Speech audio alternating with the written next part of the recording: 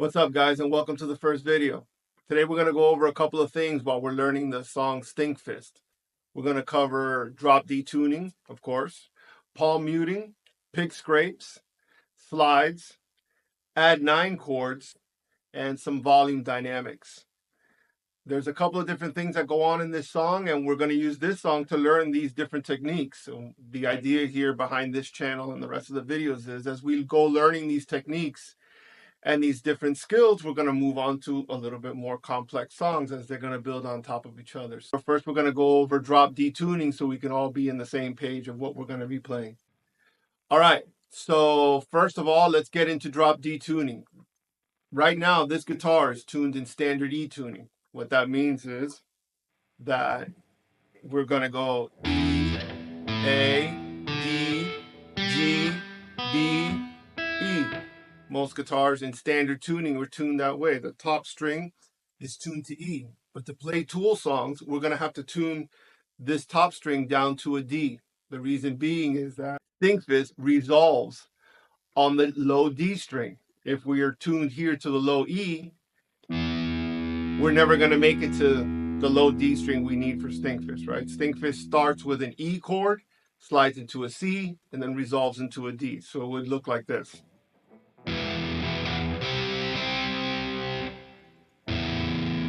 There's no D to resolve to because E is the lowest string we're going to, right? But if we tune this top string down to a D, I have a tuner down here, that's why I'm looking down here real quick.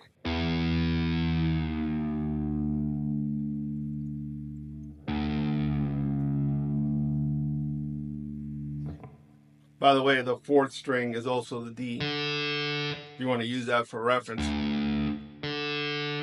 Now we are tuned in drop D tuning. Now we are D, A, D, G, B, E. Now when we want to play an E chord, we're going to use the 2nd fret here, and we're just going to bar across the first top strings. What that means now is that we've picked up the 1, the 5, and the 8, which is the 1, the higher octave of the E. See how this is E? This is E. Now it goes. Now we have a standard power chord, except we're only going to have to use 1 finger. I'm putting up some graphs up here to show you the relationship between what happens to the E string when you drop it down to D, and how the notes on the top string need to shift over 2 frets for it to fall back in line. And that's why before, when we were originally doing, 1, 5, 8, as you're seeing it up here, right? Now you're seeing it stacked on top of each other. Right, the 1, 5, 8. All right, so let's move into pick scrapes. Pick scrapes are essentially when you scrape the edge of your pick along the strings here to create this sound. Sounds a little nastier when you turn up the volume and get a lot of distortion in there. Right? That generally works when you're up here scraping the top wound strings. The top strings have another string wound around them. That's how you get the ridges that you get. The G, B, and the E are smooth. There's nothing there to scrape, right?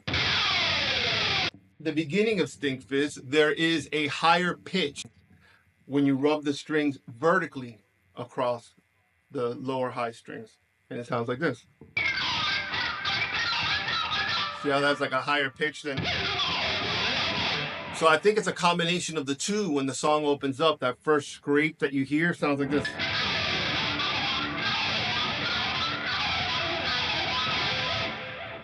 Then it blends into, dives into that, right? So that's going to be the picture. Now let's talk about palm muting. Palm muting is essentially where you use the back of the palm of your hand, rested up against the bridge, to mute the notes a little bit, right? If you don't palm mute, it sounds open like this. If I use the palm of my hand, I get that thudding sound, right? Some people call it chugging. It's a thud. It sounds almost like a percussive sound, right? If you don't have your hand, now if you modulate that, you can create a pretty cool dynamic between a couple of things, right?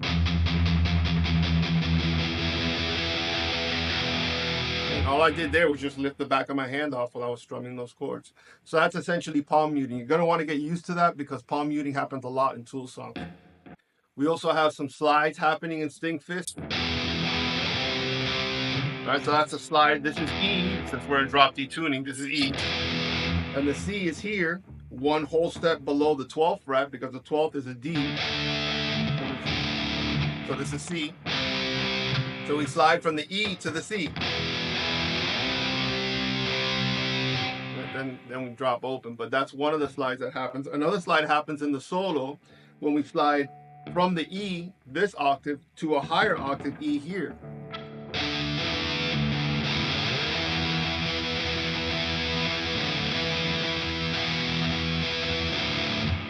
That's a slide that happens during the solo too. So we're gonna get used to that sliding. There's a couple of ways of doing slides. One is where you strike before you slide, and then there's the way I play it, which is I let the E ring and I just slide up.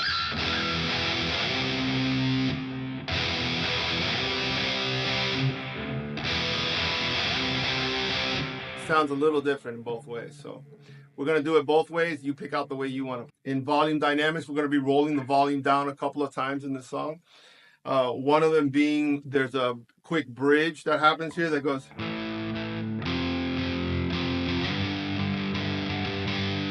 Right? When that happens, the volume's actually rolled off a little bit to try to peel some of the distortion off, so it actually sounds like this.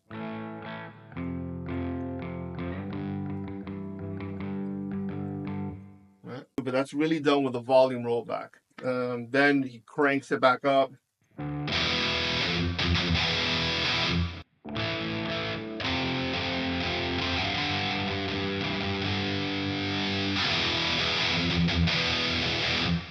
We're also going to look at add 9 chords and what that means. And if you look at the scale that I'm showing you here, we got both of them going on here. You have the scale in the notes, G, A, B, C, D, E, F sharp, G.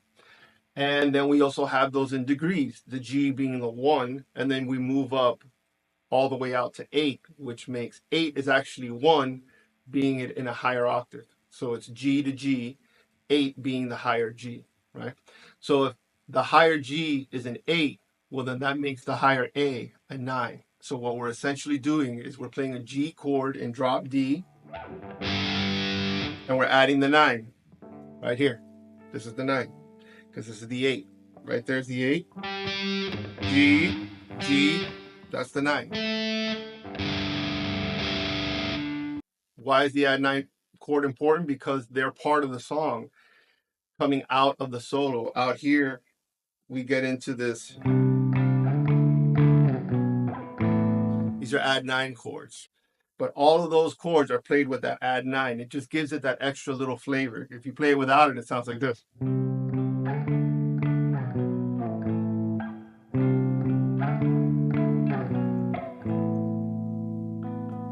hear that? That's the add 9. It also becomes part of the one of the first strums in the solo. The part that goes like this.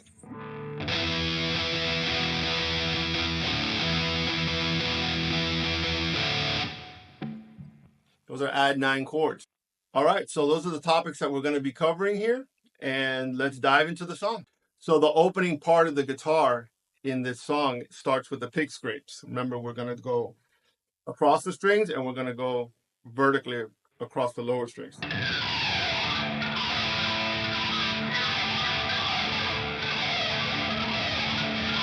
Then we're going to transition right into the opening notes of the song, which is a E with a bend and then a D stab. Now this D right here in the 5th fret is also D open string. However, the way it's played, if you play it with the open string, it doesn't have the same flavor to it. Playing it with the D on the 5th string here gives you a little bit more control of when to kill the note. So you're gonna go.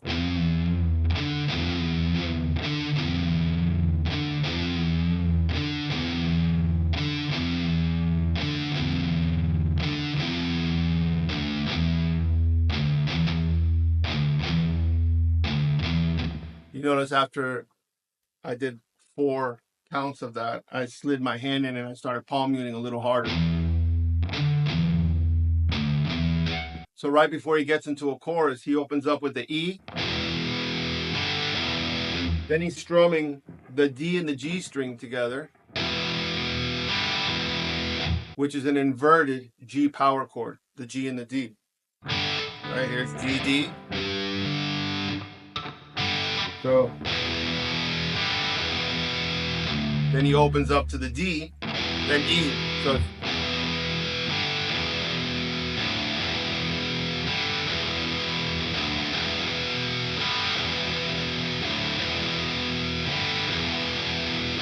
then we get into the chorus, which is E, slide to C, and then open, and then we're going to do an open stab here with a, let's call it a cowboy chord if you want to call it, or a standard D chord. I'm not playing the bottom, but it's, so it's going to look like this.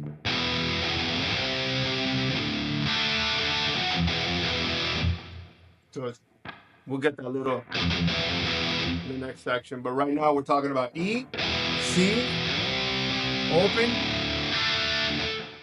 Now we're going to talk about this, right? And that's exactly what it is. It's a scratch.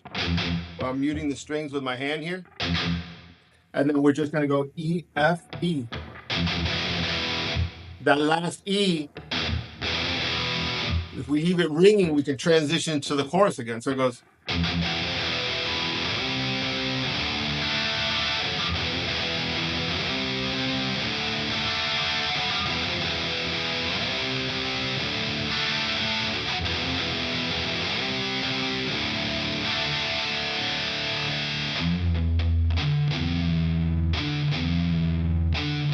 Get right back into the verse again.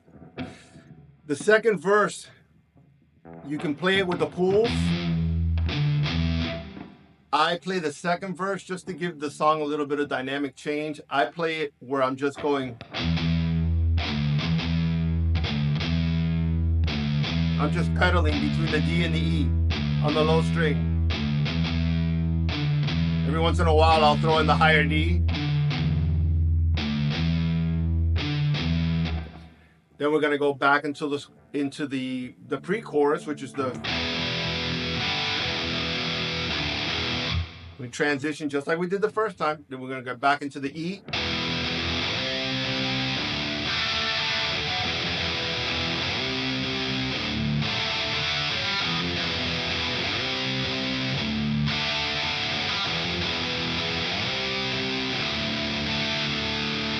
Now here comes that bridge part we were talking about earlier where you roll back the volume. We're going to roll it back a little bit, and we're going to play A, F, slide to G, and then we're going to hammer on a little add 9 stuff going on here on the backside. So it's going to look like this.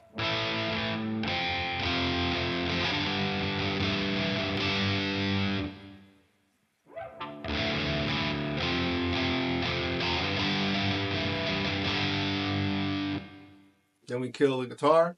By the way I'm killing the guitar is by having the rhythm pickup volume all the way down. So when I select that volume, the guitar is dead. All right, so when you want to silence the guitar real quick, just do that. Just tune the other pickup all the way off, all the volume off, and then just select that pickup. The guitar will be dead. Now we're going to get into the first part of the solo. The first part of the solo is using a dynamic that is actually using dissonance, right? It sounds like it's doing this.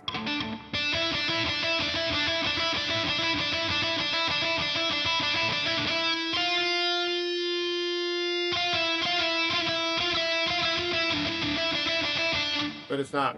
It sounds like it, and that's one way to play it if it's easier for you to play it that way.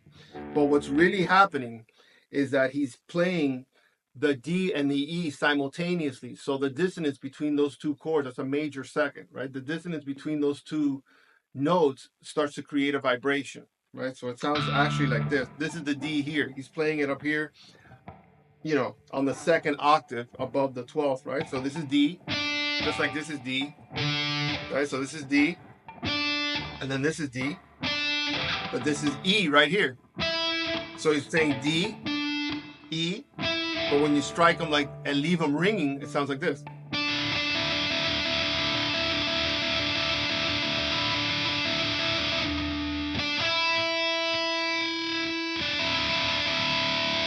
You hear them vibrating against each other? That's the dissonance he's trying to create by doing that. Then the next part is the EF, which is actually a minor second, which creates even more dissonance. So when you play those two together, if you slide this up and make this the E, but play this F, strike those against each other, you hear that vibration?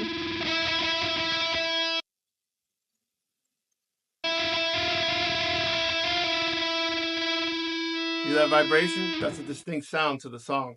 So if you pedal back between these two positions, you'll end up with the first part of the solo.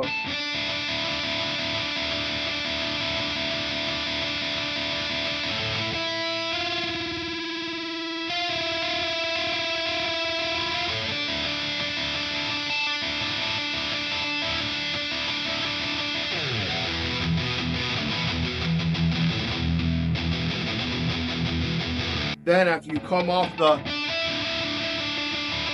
second one, you're going to slide down into the E, and you're basically going to chug it, then chug it twice, and then open. So you're going to go.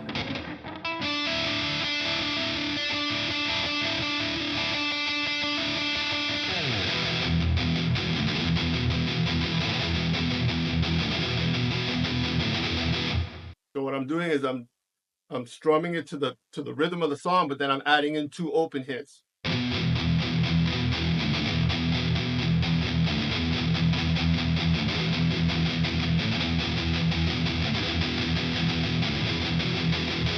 After that, now we're going to strum into the chord part of the solo, which is the part we were talking about in the beginning of the video with the slide and the add 9. So here it comes. So it's right after the chugging.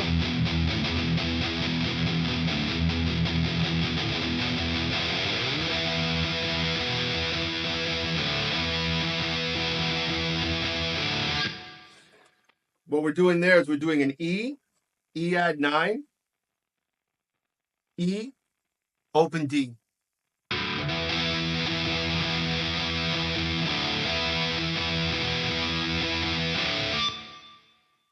So it's E, E add 9, E, open, following that pattern.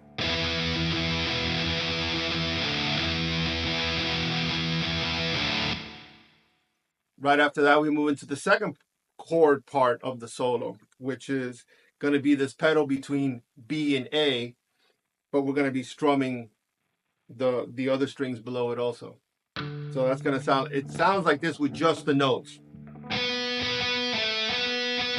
But we're going to play it in a chord structure, so it's going to sound like this.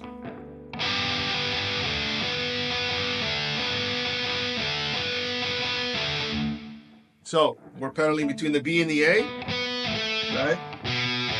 It's over here. So we're doing it here. So what I like to do is right after I do that B to A pedal, I slide into the E again. Then back to the pedal.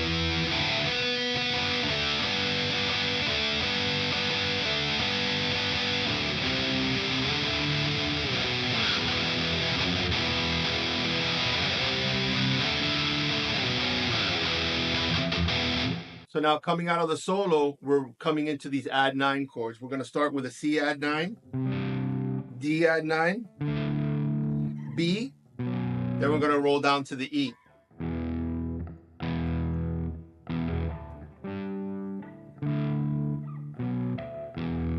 I turned it down so you could hear the add 9 part of it. Now I'm going to crank it up with the distortion so it sounds like this.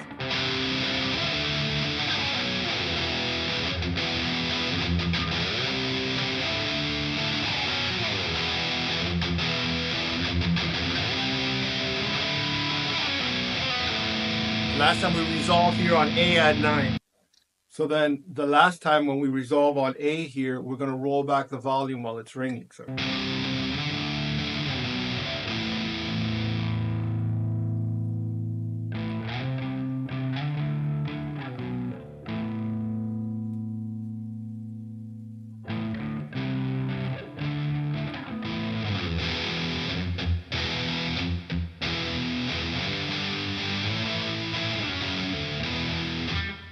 right? So when we hit that last C, D, B, right before we get down to the E, we crank up the volume again, right? That's another one of those little volume dynamic things. So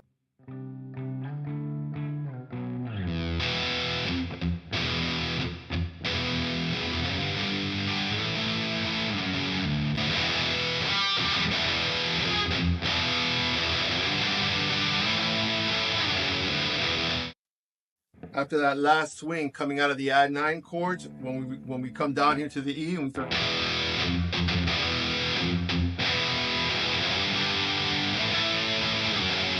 what we're playing here is G, A, F sharp.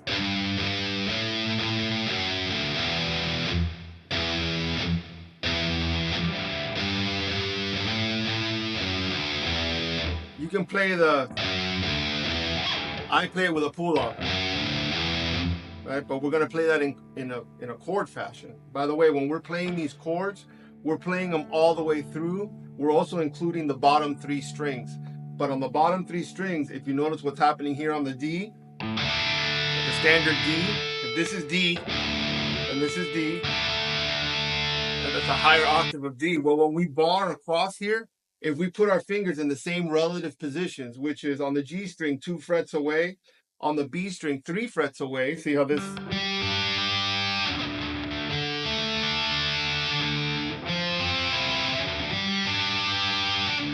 Then we end up creating this sound.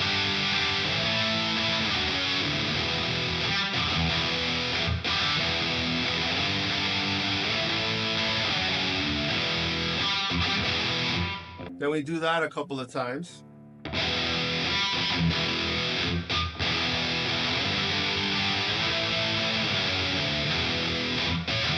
Then we're going to go right back into the chorus.